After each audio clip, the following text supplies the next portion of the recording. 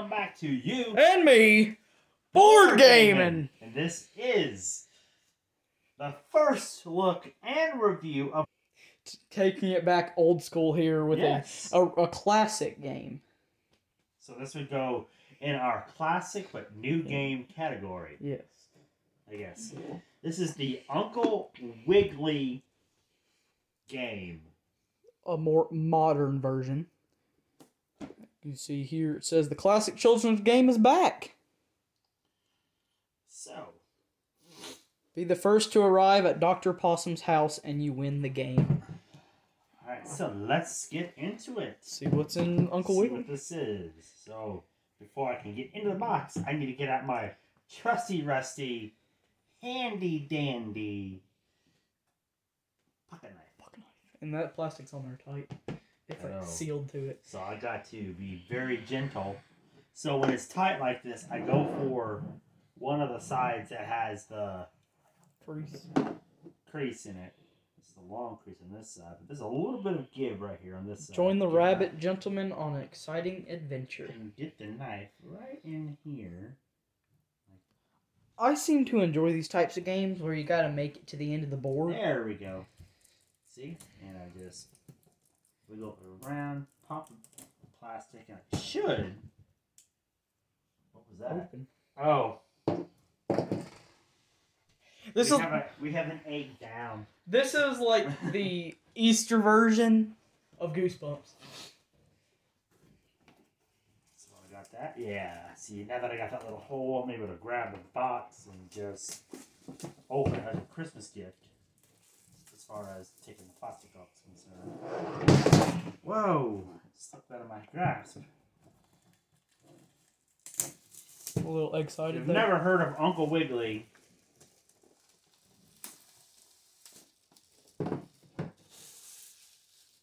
Yeah, here's for the old school kids. It's made by Winning Moves Games. Wouldn't it be like Winning Move Games? But they got Winning Moves Games. Show us your winning moves. Alright. Put that over there for now. Here's the box. Oh, I didn't. Oh, straight into the game board. Okay. I like the sides. Usually, yeah, it just kind of continues the grass look. What is that? It's got trees all the way around. Okay, so this is the game board. We're going to leave that for last, like we always do. We have game cards. We have pieces, and then the bases. Now, I'm going to leave those bases in that little baggie, Ziploc baggie. That makes sense. All right. And then the box, the inside box, is the instructions. So,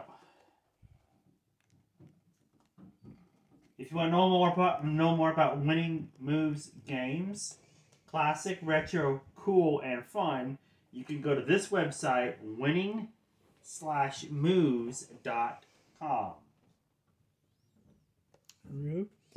So upon opening, we have 4 cardboard mover tokens. We have red, and they're all different colored Uncle Wigglies with different colored suits. We got the yellow. Okay. I'm having an issue here. What? My trusty rusty handy dandy pocket knife has vanished. There it is. I found it. And then blue.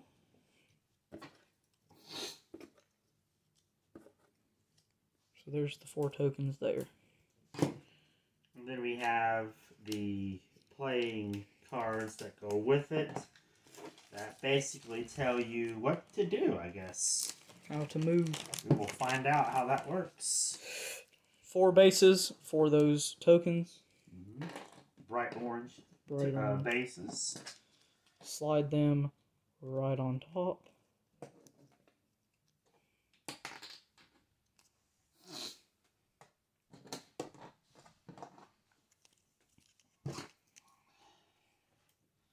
No game boxes or game cards were harmed in this episode. Yeah. So we Make have sure of that. deck of cards here, all the same on there, just Uncle Wiggily in his classic suit.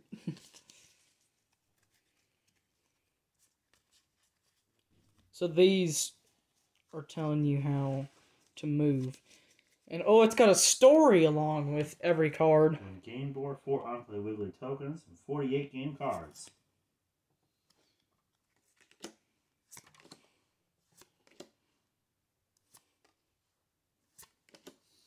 It says, object of the game is be the first player to get to your Uncle Wiggly's, be the first player to get your Uncle Wiggily token from his home, which is the start space, to Dr. Possum's house at space 100. So I guess the spaces are numbered. So 1 through 100. Even if you're well behind during the game, you might just catch up and win. Ooh. So I guess we'll have to see exactly how this works. So there is a way to come back? Each player picks a Uncle Wiggily playing token and places it on or behind the start space. Shuffle the Rabbit versus cards and place the deck face down on the game board. On the title of the game. One player to go first. We recommend that you choose the younger player to go first, which is you. Let's pretend you're the first player. Here's what you do. Draw a Rabbit verse card at the top of the deck. Do what it says. Read the rhyme and move your piece that amount of spaces. Moving first to space number 1, then space 2, and so on and so forth.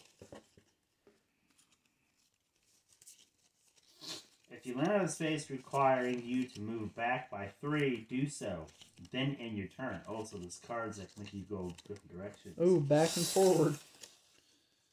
Space 58. If you land on space 58, you're in luck. You landed in the rabbit hole.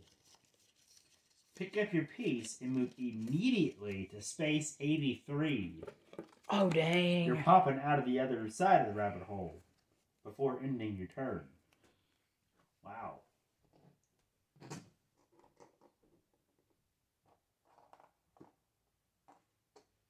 So it's saying that if it's a backwards, you draw a backwards card, the arrow on the card will be backwards than the forward one. So, and there's only a few of those, so they didn't really give us a exact number on that. Bumping. 2 pieces cannot be on the same space. If you land in a space occupied by another player's token, you bump that token backwards by 1 space. If that space is occupied, bump the token there 1 space backwards. If a bump token lands on a space requiring it to move further, do so. Oh, shoot. You mean you can cause somebody to go back to the rabbit hole? Or whatever, yeah. Oh, dang. After a player completes his or her turn, according to the card drawn, the play passes to the next player. When we place the used cards in a separate pile off the board, so we have to have a draw pile and discard pile.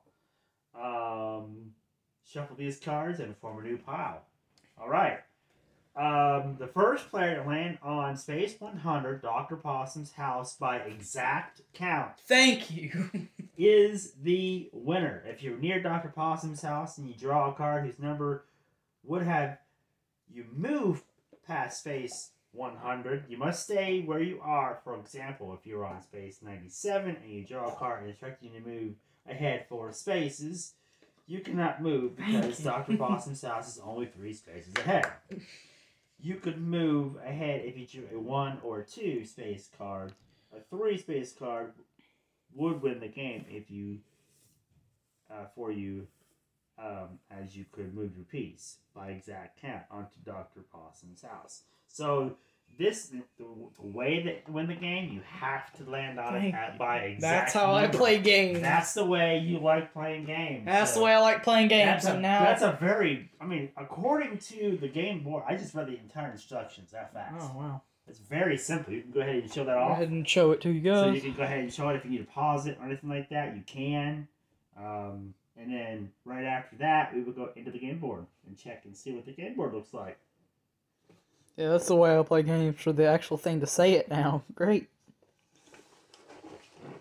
Oh, that continues this way. Oh. Has that, to fit the whole box, it has this flap. Yeah, that way that you can put all your pieces and things, your cards and all that, on that one side. Nice. Oh, that is a tricky looking side of the box, isn't it? Yeah. It's like got trees and... It's got all the trees that continues. Yeah. That's the most detailed box I've ever seen. It's almost kind of like, you look at it too much, it starts to mess with you. Looks like one of those retro side-scroller games. Yes! That's exactly what it looks like. Alright, here's the game board. Pixelated. Alright. So I turned the game board... See, I had it sitting this way. Moment of truth. But I turned it this way on purpose, because the way the game board is laid... Yeah. It opens this way. Well, that looks much smaller than what the box shows. Mm-hmm. Hello. Okay. Alright. So, the red spaces are... I'm guessing bad. The bad spaces, because... Like this right here. Trap, go back 3 spaces. 33, go back 3. Lost in the Woods, go back 3. Skilly Scaly Alligator, 6. I don't know what that means. I'll go back 3 spaces. Okay. That makes you go back 3 on all of them. Go back. It looks like red spaces make you go back 3. Now the green space, it's the rabbit hole. So you start at 58 and you're able to jump ahead. Dang. And come out at 83. So that's a game changer. It would have been cool if it worked the other. It could be against you and bad and good, because if you land, if it sends you back, you have to go back through it. That'd be a good twist. Now, the thing about this is, what if you land on 83? Do you go back? Yeah, see, that's the way. Yeah, that's the way I do mean, because you have to go through the rabbit hole. So I would say go back to it.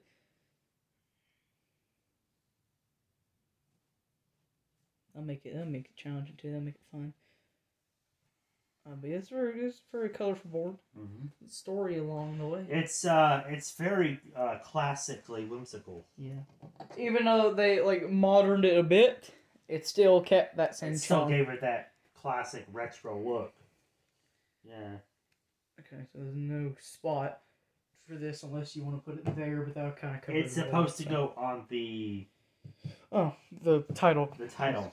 But where's the discard go? The discard goes off. Oh, okay. The board. So open the discard down here, I guess. So here's your... Or up here. Your general setup. Yeah, we'll put it in a frame. So here's your general setup. Which would be up top. Okay, so this is basically what your setup would be. You've got your 4 pieces popped out. You stick them in the stand so you can move across the board easily. And you put them on the start space or just behind them on top of Uncle Wiggily here. And then you just basically just take the card, whatever it says you do, and whatever space happens. You know, there's some action spaces that happen. I'm sure there's other things in the deck that, makes the game interesting. So each space has a number, accordingly. In order 1 through 100. So you can see which way you're going, because I guess you could get confused which way to go. I don't see how, but I noticed a lot of games from my childhood, they had these numbers on the game board. I look at Payday, there's numbers on the game board. If you look at Candyland, back in the day, there was numbers. Oh, there was? On the spaces, yes. Chutes and Ladders, there was numbers on the spaces.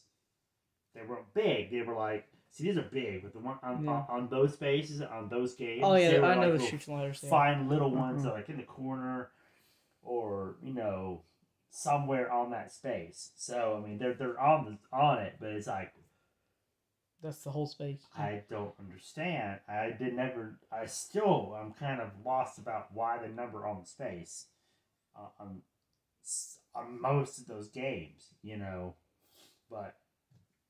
That's something I have to look up, and that might be a podcast.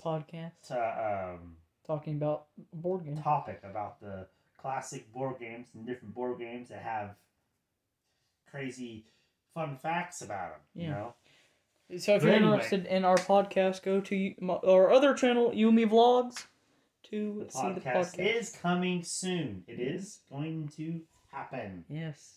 So keep an eye out for that. All right, so this is the basic setup. This is it. We're done. There's no building any weird contraptions on it. There's no sweat and tears in it. Open it. We just open the cards up, open the box up, put the cards in the deck, Ready to play. put the rabbits over there, and you're done. Of course, you would shuffle these first. You know, give a big shuffle, but yeah, that's basically the setup. And of course, you want to read your instructions and all that stuff like we did. So now, only thing left we can do with this game is actually play the game. Yep. So stay tuned for the full playthrough, and so you'll be able to see exactly how it's played. How it is played. So yeah. So we have that coming soon up to the channel. Don't forget to like, comment, and subscribe, and hit that bell. And if you're watching on, if you want to, you can watch us on Twitch. How do we do that? Follow us on Twitch, U_me gaming. You can chat, interact with us, and be featured in the YouTube videos. Well, there's only one thing left to say. Don't get bored. Play a board game like this one. We'll see you all next time. Happy Easter. Happy Easter.